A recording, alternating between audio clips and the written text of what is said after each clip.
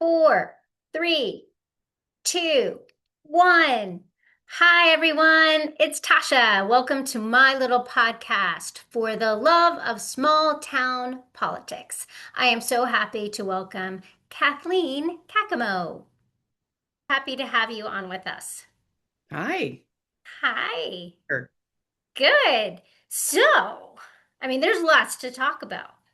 Yes, I've got a sign in my front yard right now. you do. Yes, You and I definitely we're getting into that. But before we do, this is for the love of small town politics, right? But I first want to hear your story. Share a little bit about how you ended up here in Kennett, what you've been doing. Why do you love this borough so much? It's the first place we landed when we moved down here in '98. We lived out on Creek Road, but then so when we started house hunting, had friends who lived on Meredith Street, and they pointed to a house in the neighborhood, and we've been here since 2004. Yeah, '04. Wow. Um, and I have been worked in a lot of, I'm a jack of all trades, background in interior design and retail, and came down here and did up many things. Yes. And I opened a little shop with a friend in town in '05, and it was a children's store called Bed Bugs, which I I then ended remember up, it. yes, I then ended up owning by myself and moved it to the Franklin Center when that opened, and I had that for 10 years. So that's where my love of Kennett Square comes from, because I was right in the heart of it. I sat on historic Kennett Square for a couple of years. As a member, merchant member, and then I ended up being the head of the Merchants Association for a few years. So I got to know all the merchants and, helped put on events in town, Halloween parade, I think the trick or treat event that still is happening, the light parade. I was there for the beginning of that. I helped Kathy Lafferty with the inaugural mushroom drop on New Year's Eve. So um, Kennett Square sort of just takes over your heart at some point when you're living here. It's a special little town. So then I sort of closed my store and went on to do some other fun things, a little bit of real estate. I dabbled in a few things. I'm now the manager of Winterthur Museum Store. Which is And beautiful. thank you. Yeah. And I also run their licensed products. Okay. So I busy with that. And And you've also raised beautiful humans. yes, I have my two daughters, Kennett High School graduates, both also graduated from University of Pittsburgh in the last few years and are off starting their adult lives, which is really exciting. Really exciting. Yeah. Well, thank you so much for sharing. You obviously have been a gem in our community. And I know that you are a good-hearted person and you care deeply.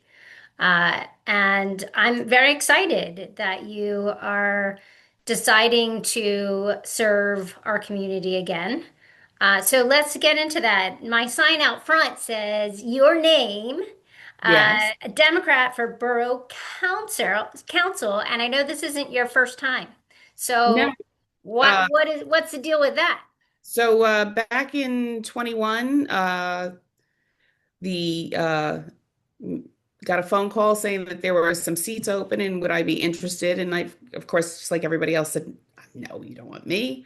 Um, and then we started talking about some of the issues in town and what's coming up and what's happening. And I said, well, I had been to a couple of the meetings for the Kennett Square Apartments and the variations of how that sort of came about, and was questioning how all the changes, how that happens, how that gets approved. And I started thinking about it and was told that like the NVF property would be sort of passing through council in the next 4 years if I was interested. And I am interested because it's sort of the part of town near the part of town I live in as well. And interested in how we grow a town and how we keep a town feeling small with some growth.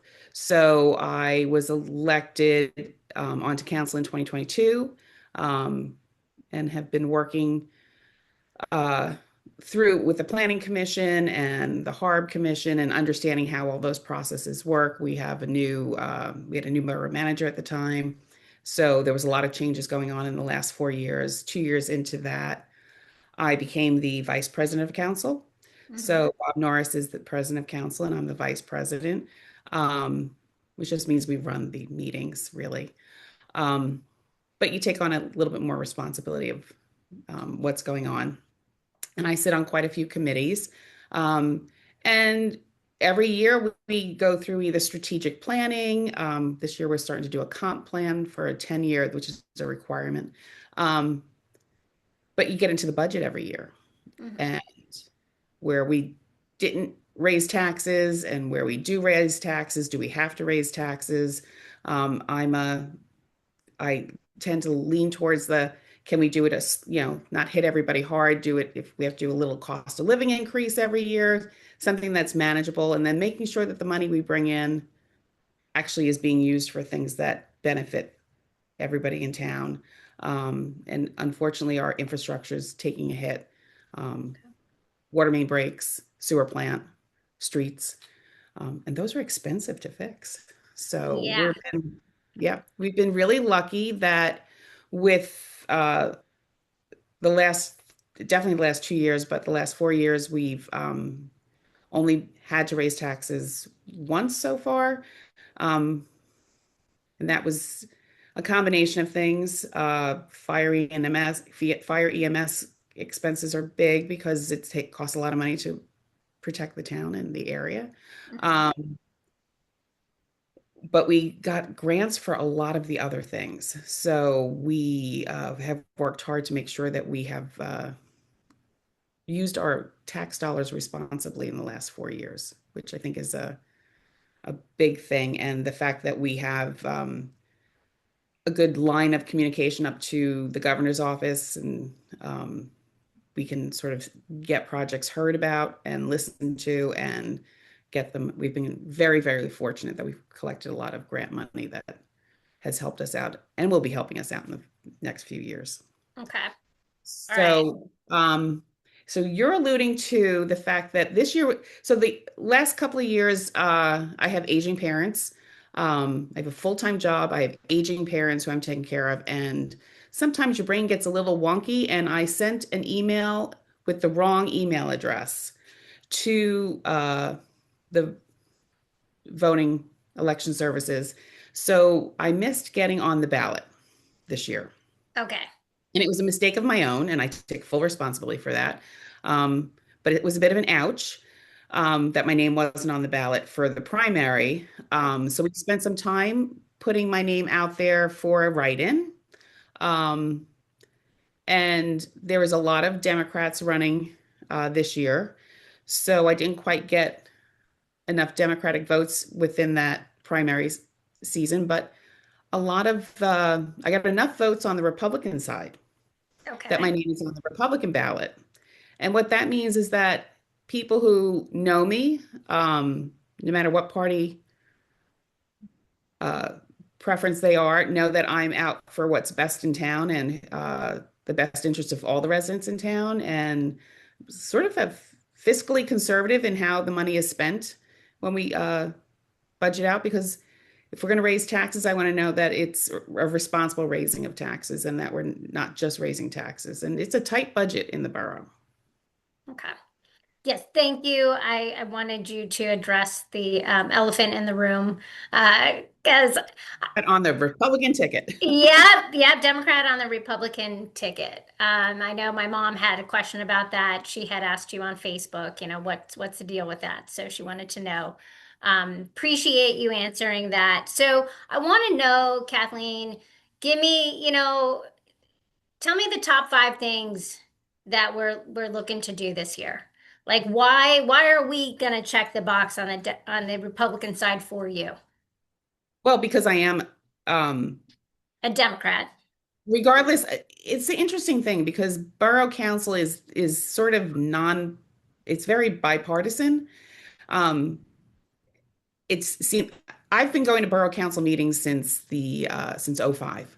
Okay. So I've been at borough council meetings through very many administrations. So not, I've never thought of it as a partisan politics when people are sitting on the council. Okay. Um, I've felt that too when I've gone. Yeah. yeah, I don't think of like You select there. good people who's going to support the best interests of the town. Absolutely. And I care about how I care about the business district as much as I care about the residents. I care about the residents much more so because there's such a variety of residences. You know, we're sort of a really interesting mix of socioeconomic layers. We have very poor and we have very wealthy. Yeah. We have a huge Hispanic community and we have a mix of everything else. We have some really beautiful historic areas. We have some areas that could use a little more attention and not feel so forgotten next, little streets and stuff like that. So, as we're fixing things up, it's not just Birch Street, it's not just State Street, it's not just Union Street. That we have lots of neighborhoods, and as we're growing the town in the smallest way that we can, that we're growing it responsibly, and we're thinking through like the full impact of what we're doing. How does that impact everyone who comes through town, whether they're visitors or they're residents? Um, and how that plays out because the more people come to town, the better the businesses do. The better the businesses do, the the more vibrant town is.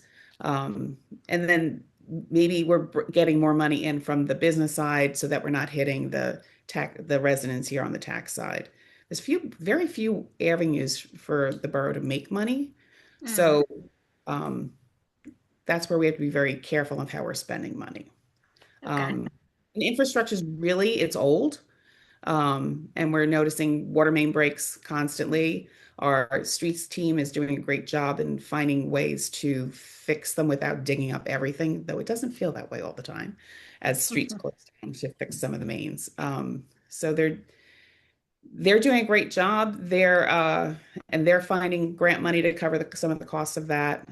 Birch Street has taken many, many years because it takes years to plan it, then Hmm. years to figure out how we're going to fund it, and then a bidding process has to happen, and then the work starts. So we're in that final phase where the work is starting, and the work has layers. So it's the underground before it's the pretty. So Hmm. the street is finally underway, under construction, but it feels like we've been talking about it for the 4 years I've been on council, probably even before that. So Right. And what is the update on the MVF project? So the update on that is that the owners of the property, which is not the borough, are cleaning it up, and that's a process. But while they're cleaning it up, they're trying to figure out what plan they have for development, and then they're bringing those ideas to council and to our planning commission, and then they're working through it. Probably so. Right now, it's zoned for industry. It's an OI or IO industry area. So it could literally, without anything happening, be a factory or a drop zone for one of those big companies like Amazon. It could easily turn into that. Or it could be what people seem to feel the town needs, which is more affordable, and that's affordable, which is layered. Depends on Hmm. what you afford. Housing. Yeah. So we've been looking at some plans for affordable housing that incorporates several different styles. So they've put those in front of us. And I think the Planning Commission right now is considering how they want to potentially rezone that property to bring in housing, um, if that's the final goal, which that was always when we did a strategic plan the last few years, that's always been top of the list, how to find in 1 square mile a little bit more space for housing because people want to live here. So Safely. safely. So we're just sort of in the very beginnings of all that. Okay. It's still a property that needs to be approved by the EPA and the Mm, DEP. Um, the the environmental, yeah. environmental protection organizations that so it's still a few years from that, but the owners have been putting some serious money into cleaning that up, and they're showing good faith in that. I'm going to say at this moment. Okay. Okay. I So appreciate that. there's no final Um, decisions on that, and that's still an ongoing project. yeah. Yeah. And I know a lot of people in the community care about that, and it's, hard sometimes to um, share with everyone, like, where you are with stuff like that. Right. So Yeah. it's, developers want to make money. So trying to find a balance between housing that they can build that will make them money and include a component that includes affordable and seriously affordable housing based Mhm. on the county and the state's definition of Right. housing. Right. So there's probably a few more months of negotiation on that part. Because what we want is to make sure that whoever builds there, if they're going to build housing, meets those requirements that the borough residents have asked for. Right. No, I appreciate that. And I also, too, just from talking to a lot of people that live in the area, it's, how are they cleaning it up is Mhm. also important to us. Mhm. The safety of our town, of our kids that are playing on that grounds, and the people that could eventually live there. Right. Like I'm only blocks away. So I think that's also very important for us to understand the process, which I haven't seen a lot on. I think there But was a bunch, and then I think as it went to like this serious cleanup of some of this, I believe, is just sort of nature's process of underground okay, filtering. okay, So where is that? So that there's nothing else leaching in. So then right. it's a process of just time. So layered, so layered. So this is quite a role that you have taken on and that you want to continue. Um, Bob is also running again. Yes. So it takes you a few years to sort of get your teeth into some projects. Yeah. And we're right at that point where the projects are like coming to some decision areas that we have the knowledge of where it's been, where it's going, and where everyone tells us it wants to go, trying to make sure it continues in those directions, um, is the one of the reasons why I wanted to stay on. Okay. Um, to sort of finish through some work that we've already put a lot of time and effort into. Okay. I wanted to ask you too, we have you know, a mayor election, Yes. and I wanted to, who are you endorsing for our mayor? They are both really wonderful men in our community, and they both have given a lot back to our community in their time and their service. The mayor's office is sort of it runs the police department. Yeah. So it's sort of it's a volunteer job that requires a little more attention, but it has nothing to do with like not nothing, but it's more to do with the police department and the functions than it does like the mayor doesn't vote on council issues unless there's a tie, then they're the tiebreaker. So they give guidance, they give their opinion, but they're non-voting. Right. I just say that so people understand that Hmm. there's Yeah. little the influence of the mayor is just their conversations and their thoughts. But and both are really great individuals. The I'm going to say I'm backing Matt Fedek mostly because we've been working together all these years. We were on the working with him on the Florida Fly project. He's got really great connections that go all the way up to the governor's office. So we're in a state where currently most of our elected officials are Democrats. Um, so having those Democratic sort of connections that go up to the county, the state, and up is one of the reasons we've probably gotten a lot of the grants that we've received over the last few years. And I know that the mayor's picked up the phone and called Christy Houlihan, who we've had conversations with when we first started getting concerned about ICE, and she came and she had a conversation with the community. Christine Sappi is walking hand in hand with us on the Florid Fly issues, and the mayor and her have worked really hard on getting some processes through. It's that I don't think would have happened if we didn't have those connections that went directly to those people who can make those decisions and help fund some of the research that's going on right now. And I know that he can pick up the phone and talk to the governor's office right away. So it's more about the politics right now in that office and the fact that we're governed by a Democrat. We have Democratic leadership happening, and that continuing that line of communication is helpful and beneficial to town overall. Okay. Okay. Good to know. Not Thank something to you. take lightly. Yeah.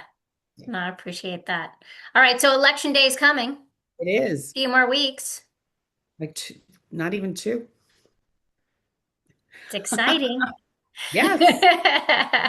And it's exciting. We often have elections where we don't have a lot of choices. Mhm. This year we have a lot of choices. So I appreciate the time you're giving for this odd little tweak in my campaign to keep me either running or find some people and take it in whatever direction it goes. But we're doing some really good things in council, and I hope people start paying attention. We have monthly meetings Yep. and on lots of levels, and it's in neighbors right around the street from you came to us to our public safety meetings. I'm also sit on public safety, and that they face the NVF property, but they were concerned about the parking and the darkness over there. And they came to, we asked them to do a few things to make sure that the entire street understands what they're asking for, which was sort of residential only parking. So they went and talked to all their neighbors, and we got some residential parking signs up so that it's easier for them to park in front of their and closer to their homes. That's great. So there are different, like there's lots of really good avenues when you have a concern to come to council and make the changes you want to see. Small town politics. Right. Well, I have to say, Kathleen, um, I've always appreciated your viewpoint, and I know that you are trying to do good things for us. And I support you. I always have. And yeah, and it's because I know that you care. And you mentioned bipartisanship. I see that as well in our small town. Um, and so thank you for your service. Thank you for your care to our community. I wish you all the best in Thank you. in this re-election and thank you. It's a Yeah, great really way for thank people you. to get out and understand that their vote does matter, It and they does. um, do it on the grassroots level and then work their way up and see how it works. Yes, and I do think that this it is important to make sure that everybody is aware and has a voice and they can come to the council meetings. There are notes posted as well. I don't. I'm going to make a statement. I mean, I don't have only gone to a few myself, but I feel like that is an incredible opportunity that we all have when we live in the borough to just walk there and listen and take part of that. And So, be a part of it. Yes. yep, yep. So thank you for hearing our voices as well. Thanks for coming. All right, let's go. Yes. Thank you, Kathleen. Let's talk again. Yes, anytime. Good luck in November. Thank you.